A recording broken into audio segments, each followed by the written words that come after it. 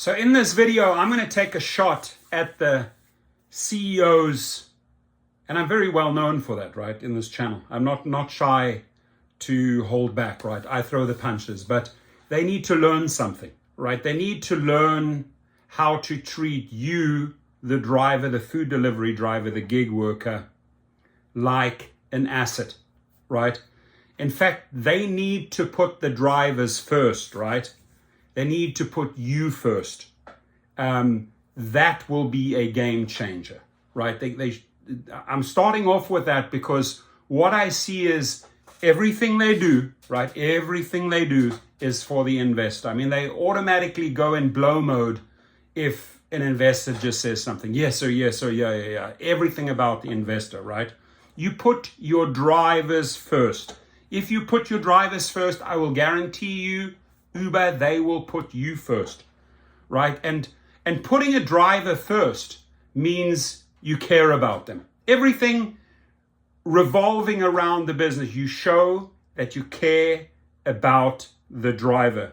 You go out there and you make proper incentives, right? Proper rewards. If they achieve this goal, you reward them with that. You create incentives that empower people. My drivers in my fleet have been with me for 4 or 5 years, right? Maybe temporarily left during the pandemic, but came back and said, hey, can we work? It's because of the way I treat the individuals, right? I put them first. They are my company. They represent my company. Dara Khosrowshahi, I'm saying this to you directly, to Logan Green, to John Zimmer, to Tony Zhu, and to all those other CEOs. You have to put your drivers, your food delivery drivers first, right? Give them manageable targets. If they achieve them, reward them, right? So that sort of leads me to the next one, incentives and rewards. I have never to this day, they love throwing this word out, incentives, right? It's always conditional. Most of the time it's bait and switch. They use this word rewards. I really haven't seen true rewards, because with every little carrot that they dangle, with every what they call reward or incentive that they dangle, there's an agenda behind it, right? You never feel as though, wow, this is a genuinely great reward. If I do this, I'm going to receive that, and that will make me happy, right? You always feel gamed. You always feel conned when it comes to gig rewards or gig incentives, because in the true definition, they are not really proper incentives and rewards, right? You have to be genuine about that as a CEO. And then also, when you come out with the word rewards, allow them to collect Delta miles or hotel stays or great discounts at restaurants or auto shops or body shops or, whatever it takes. But make an effort, put a team together and say, these are genuinely incentives and rewards that you can work towards, right? And if you achieve them, we know that you'll be happy. They can't say that. No driver has come to me and said, oh, this is just the most amazing rewards. They or incentives. They made this, free tuition in Phoenix, Arizona. Very few people actually did it because there were so many conditions stacked behind it, right? So genuine incentive and rewards are important. Putting your drivers first, right? Not your investors, not your engineers, those people work for you. We make the money. The heartbeat of this company, that's why it's called a gig company, is because of the gig workers, right? You happen to be a CEO working for a gig company. We are the gig workers bringing in wheelbarrows of cash. Why can't these companies retain drivers? Because they don't understand the 5 principles. They really don't understand the 5 principles. They do not know what it takes to keep a driver. So under Travis Kalanick, under Dara Khosrowshahi, for example, a lot of bait and switch rewards or guarantees. You never really got the money. There was always a bait and switch or an agenda. You know exactly what I'm talking about, right? So when you figure that out, you are gone. Most of these people, like, how long could the company keep them for? 30, 60, 90 days and they're gone. There are very few veterans around that have clocked big trips or stayed with the company.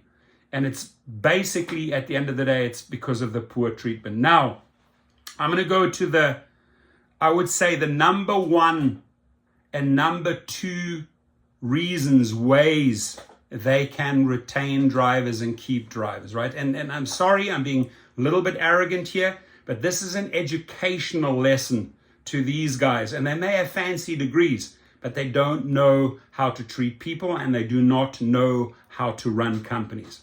It's a fact, right? You look at the atrocious stock price, it's because they get terms dictated by investors. They strictly follow that protocol and they forget everything around them. Now, everything around them are the millions of drivers, driving drunk people, delivering food, pizzas to a house. They don't focus on these people. And that's why they cannot retain them. They cannot keep them. There's no loyalty. There's zero loyalty. In fact, drivers will sign up with multiple food delivery companies, multiple rideshare companies, because there's not really one that can make an effort to keep them. If Uber or Lyft made an effort to keep you and would follow some of my principles, I will guarantee you would be working for one company. You would give it you everything, because if they put you first, you would put them first.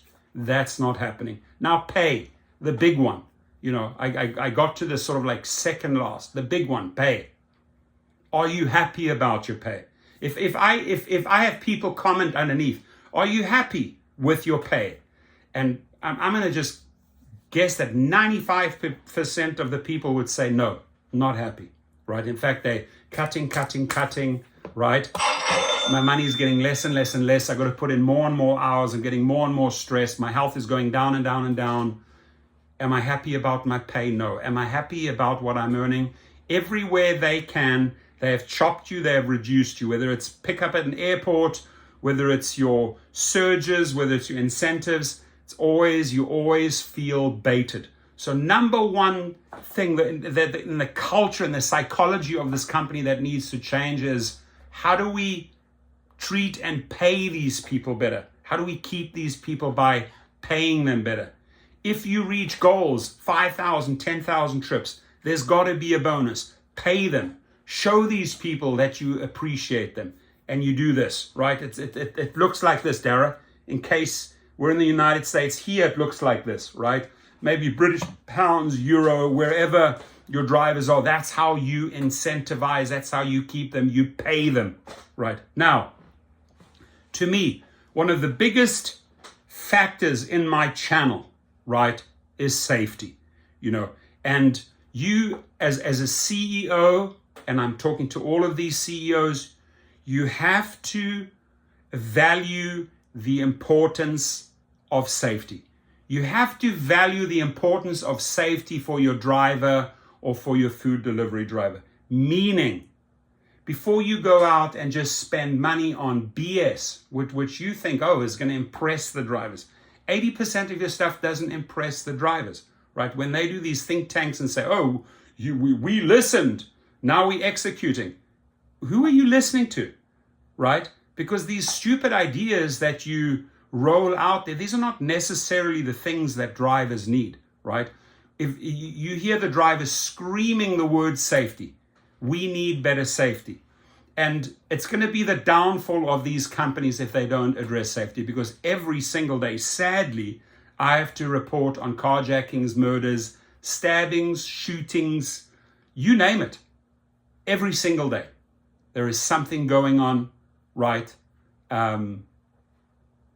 Today, yesterday, the day before, killings, rapes, murders. It's because they do this. They ignore it. They think it's going to go away.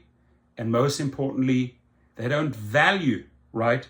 They put no value on the importance of your safety, meaning they don't invest money. They don't put money into how can we tighten up the system, and stay out of the media in the most negative way. How can we save lives? Right? No.